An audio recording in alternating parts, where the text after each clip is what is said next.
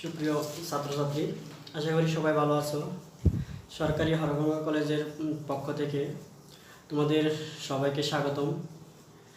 আজকের অনলাইন ক্লাসে আমরা নতুন একটা অধ্যায় শুরু করব। পদার্থবিজ্ঞান প্রথম পত্রের 7ম অধ্যায়ের পদার্থের গাঠনিক ধর্ম নিয়ে আলোচনা করব। পদার্থের গাঠনিক ধর্মের সবচেয়ে গুরুত্বপূর্ণ যে জিনিসটা সেটা হলো স্থিতিস্থাপকতা। আমরা শিখব স্থিতিস্থাপকতা সম্পর্কিত কিছু রাশিমালা। স্থিতিস্থাপকতা জিনিসটা কি, এটা নিয়ে আলোচনা করব। আজকে স্থিতিস্থাপকতা যদি বুঝতে চাও, তো স্থিতিস্থাপকতা পদার্থের একটা সাধারণ ধর্ম। তো স্থিতিস্থাপকতা এবং এর সাথে বিশেষভাবে সংশ্লিষ্ট যে কয়েকটি রাশিমালা আছে তা নিয়ে আমরা আলোচনা করব। তো আমরা প্রথমে শুরু করব কি, স্থিতিস্থাপকতা।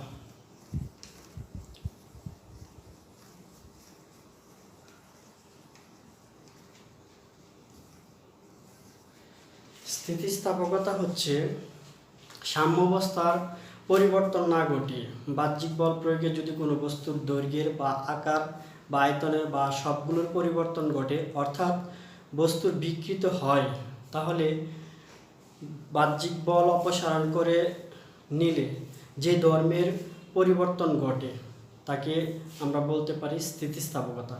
অর্থাৎ আকার আকৃতি সব কিছু যদি পরিবর্তন ঘটে অথবা যে কোনো একটা রাশির পরিবর্তন ঘটলে এবং বাহ্যিক বল যদি অপসারণ করে নেওয়ার পরে বস্তুটা যদি পূর্বের ধর্মে ফিরে যায়, তাহলে তাকে বলা হয়, সেই ধর্মটাকে বলা হয় স্থিতিস্থাপকতা।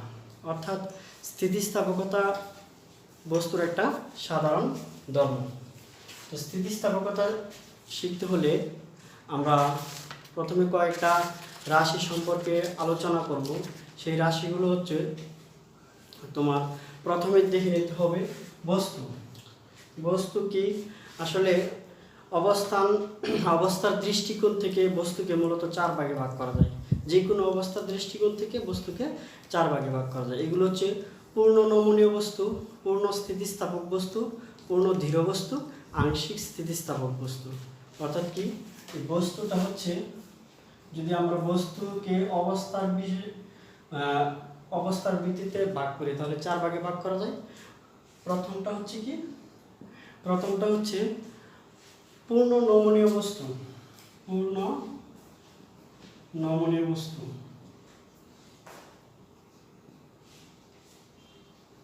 বস্তু 2 নম্বরটা হচ্ছে পূর্ণ স্থিতিস্থাপক বস্তু। স্থিতিস্থাপক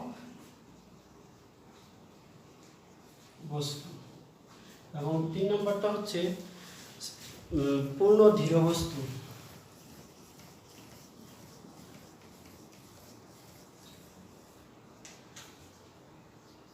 এবং 4 নম্বরটা হচ্ছে আংশিক স্থিতিস্থাপক বস্তু। এবং 4 নম্বরটা হচ্ছে কি, আংশিক স্থিতিস্থাপক বস্তু।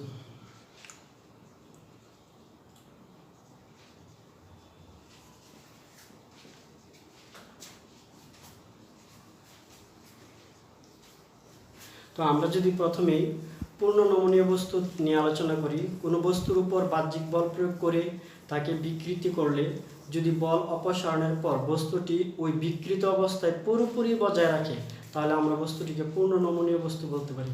অর্থাৎ কোনো বস্তুর উপর আমরা বাহ্যিক বল প্রয়োগ করলাম এবং বল প্রয়োগ করার ফলে বস্তুটি যদি বিকৃত ঘটে, অর্থাৎ তার আকার আকৃতির পরিবর্তন ঘটে এবং বল অপসারণের ফলে যদি বস্তুটি ওই পূর্বের অবস্থা ওই বিকৃত অবস্থায় থেকে যায়, তাহলে আমরা তাকে বলতে পারি পূর্ণ নমনীয় বস্তু। কোনো বস্তুই সম্পূর্ণরূপে নমনীয় নয়, এটা আমাদেরকে বুঝতে হবে। কারণ কোনো বস্তুই বল প্রয়োগ করলে সেটা যে সম্পূর্ণই বিকৃত অবস্থা থেকে যায় তা নয়, সেটা সামান্য একটু আগের অবস্থায় ফিরে আসে। অর্থাৎ সম্পূর্ণরূপে নমনীয় বস্তু পাওয়া সম্ভব নয়। যেমন মাটির দলা, প্লাস্টিক ইত্যাদি পূর্ণ নমনীয় বস্তু হিসাবে গণনা করতে পারি আমরা, কিন্তু পৃথিবীতে সম্পূর্ণরূপে পূর্ণ নমনীয় বস্তু পাওয়া সম্ভব নয়।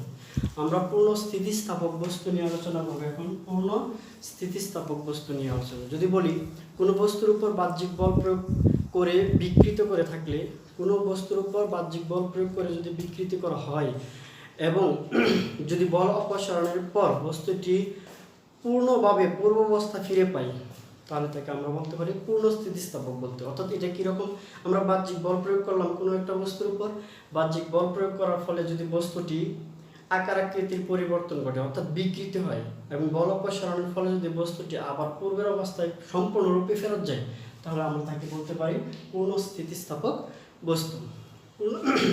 পূর্ণ স্থিতিস্থাপক বস্তু সাধারণত রাবারকে পূর্ণ স্থিতিস্থাপক বস্তু বিবেচনা করা হয়। তারপরে আছে পূর্ণ দৃঢ় বস্তু, একটা সম্পূর্ণ দৃঢ় বস্তু। দৃঢ় বস্তু কোনগুলি? কোনো বস্তুর উপর যে কোনো পরিমাণ বাহ্যিক বল প্রয়োগ করে যদি বিকৃতি করা হয় বা আকার আকৃতির পরিবর্তন করতে চাওয়া হয়, এবং সেটা যদি আকার আকৃতির পরিবর্তন না ঘটে, বাহ্যিক বল প্রয়োগ করার ফলেও যদি কোনো বস্তুর আকার আকৃতির পরিবর্তন না ঘটে অর্থাৎ বিকৃতি না হয়, তখন তাকে আমরা পূর্ণ দৃঢ় বস্তু বলতে পারি। তো পূর্ণ দৃঢ় বস্তু বাস্তবে না পাওয়া গেলে কিছু কিছু বস্তু যেমন কাঁচ, পাত, টেবিল চেয়ার এগুলি আমরা পূর্ণ দৃঢ় বস্তু বলতে পারি, কিন্তু তা কি সঠিক হয়? পূর্ণ দৃঢ় বস্তুর যে কোনো বস্তুর উপর বল প্রয়োগ করলেই তার সামান্য পরিমাণ হলেও আকার আকৃতির পরিবর্তন ঘটে। এইসব আংশিক স্থিতিস্থাপক বস্তু আমরা এখন আলোচনা করবো কি আংশিক স্থিতিস্থাপক বস্তু। অর্থাৎ বাহ্যিক বলের প্রভাবে কোনো বস্তু যদি বিকৃত হওয়ার পর ওই বল অপসারণের করলে বস্তুটা যদি আবার পূর্বের আকার আকৃতি আংশিকভাবে ফেরত পায়, অর্থাৎ বাহ্যিক বল প্রয়োগ করার ফলে যদি কোনো একটা বস্তুর আকার আকৃতির পরিবর্তন ঘটে এবং বল অপসারণের ফলে যদি বস্তুটি আংশিকভাবে পূর্বের অবস্থায় ফেরত যায়, তখন তাকে বলতে পারি আংশিক স্থিতিস্থাপক বস্তু। এখন আমরা স্থিতিস্থাপকতার সীমা আছে, স্থিতিস্থাপক সীমা।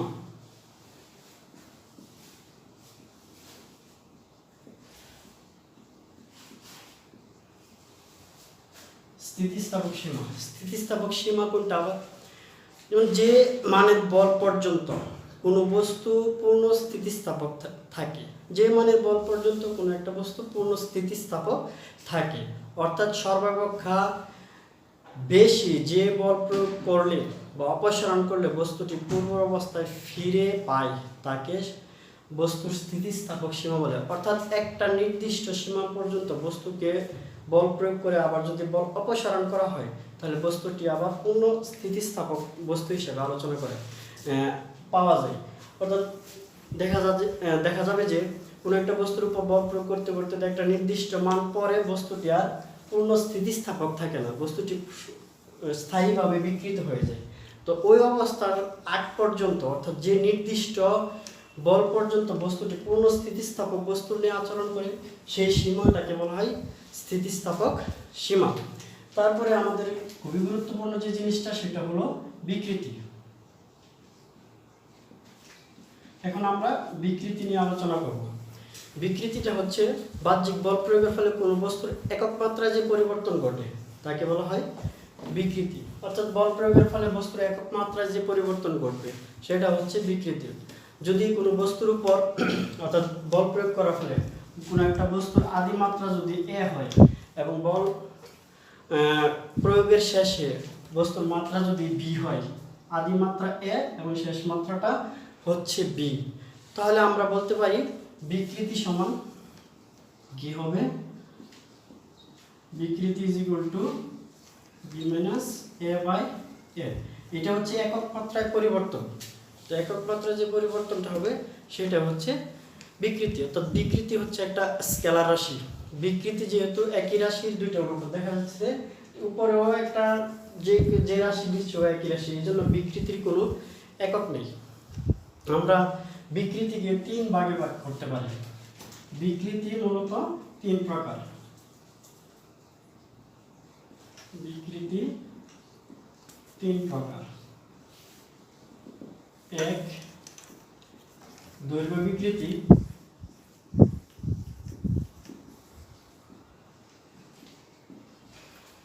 2 দৈর্ঘ্য বিকৃতি, 2 নম্বরটা হচ্ছে আকার কৃন্তন, আকার বা কৃন্তন বা মোচড় বা বিবর্তন বিকৃতি। বিবর্তন বিকৃতি।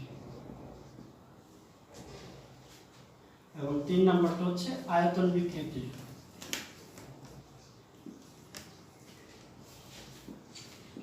আমরা এই তিনটা জিনিস নিয়ে আলোচনা করব।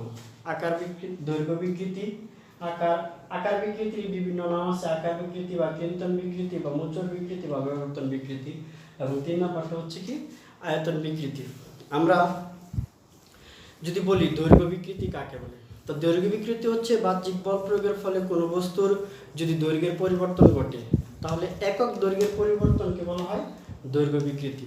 বাহ্যিক বল প্রয়োগের ফলে যদি কোনো বস্তুর দৈর্ঘ্যের পরিবর্তন ঘটে তাহলে একক দৈর্ঘ্যের পরিবর্তনকে বলা হয় দৈর্ঘ্য বিকৃতি। এখন আমরা যদি একটা চিত্র সহকারে দেখি দৈর্ঘ্য বিকৃতিটা, দৈর্ঘ্য বিকৃতি, তাহলে দেখতে পাই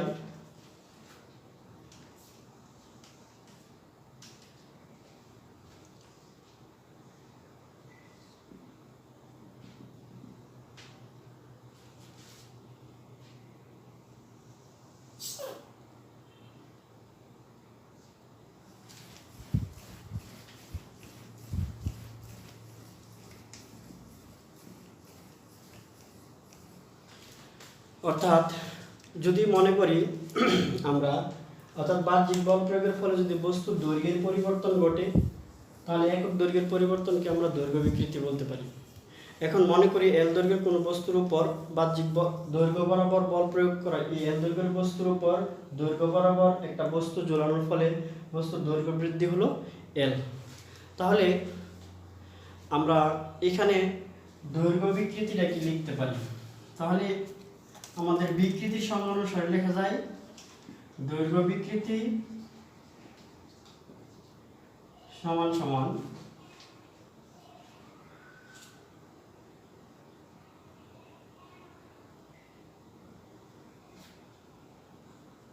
দৈর্ঘ্য বৃদ্ধি হচ্ছে এল বাই এল। অর্থাৎ যতটুকু পরিমাণ দৈর্ঘ্য বৃদ্ধি পেল, আমাদের দেখতে পাচ্ছি যে এতটুকু পরিমাণ দৈর্ঘ্যটা বল বস্তুর mg বরের ওজনের একটা বস্তু যখন ঝোলানো হলো তাহলে এল দৈর্ঘ্যের তারটা লম্বা হইল কত, বৃদ্ধি পাইল এল পরিমাণ।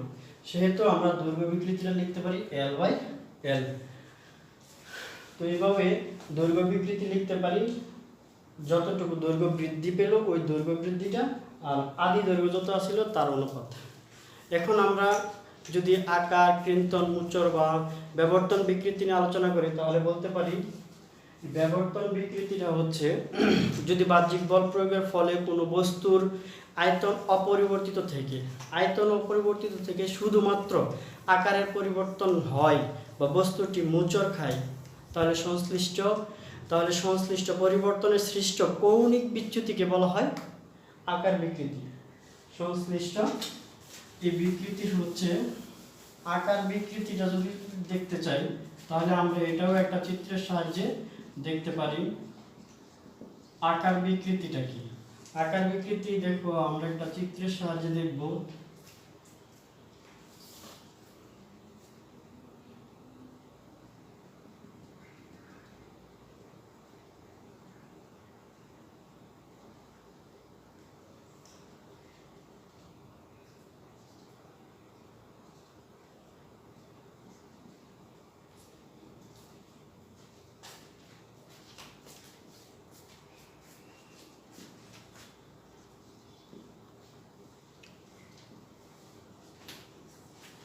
আমরা একটা বস্তুকে এ বি সি ডি একটা বস্তুকে এ বি বরাবর যখন আমরা বল প্রয়োগ করব তখন সেটা থিটা কোণে বিকৃতি হয়ে A prime, B prime, C prime এবং ডি প্রাইম আকার ধারণ করে। তো এই অবস্থায় থিটা তার কৌণিক বিচ্যুতি ঘটছে। তো থিটা যদি কৌণিক বিচ্যুতি ঘটে তাহলে আমরা লিখতে পারি আকারের যে পরিবর্তনটা হবে আপেক্ষিক সরণ বাই লম্ব দূরত্ব। অর্থাৎ আকার বিকৃতিটাকে আমরা লিখতে পারি কি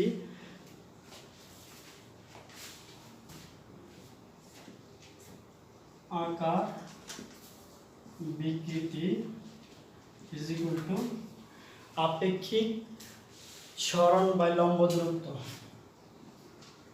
আপেক্ষিক সরণ বাই লম্ব দূরত্ব।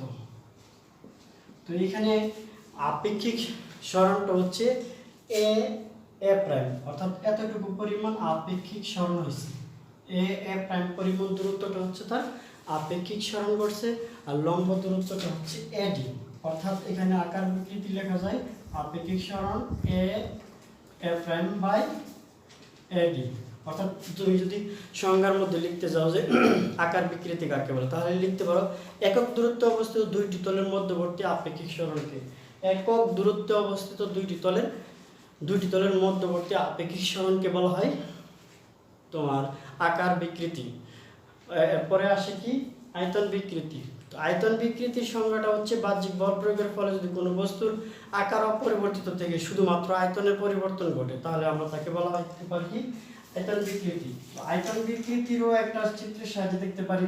আমরা যদি একটা বি আয়তনের বলকে চার দিক থেকে বল প্রয়োগ করি, বি আয়তনের একটা বলকে চার দিক থেকে সমপরিমাণ বল প্রয়োগ করি, সমপরিমাণ বল প্রয়োগ করলে তো এইটার আয়তনটা কমে যায়, আয়তনটা কমে স্মল ভি পরিমাণ আয়তন কমে যায়। তাহলে আমরা লিখতে পারি যে আয়তন বিকৃতি সমান আয়তন বিকৃতি is equal to small v by capital V. অর্থাৎ এইটা হচ্ছে আয়তন বিকৃতি, এটা হচ্ছে আকার বিকৃতি, আর দৈর্ঘ্য বিকৃতি লিখছিলাম এল বাই এল, এটা হচ্ছে দৈর্ঘ্য বিকৃতি। তো আজকে এই পর্যন্তই। আগামী ক্লাসে আমরা পীড়ন নিয়ে আলোচনা করব। ধন্যবাদ সবাই।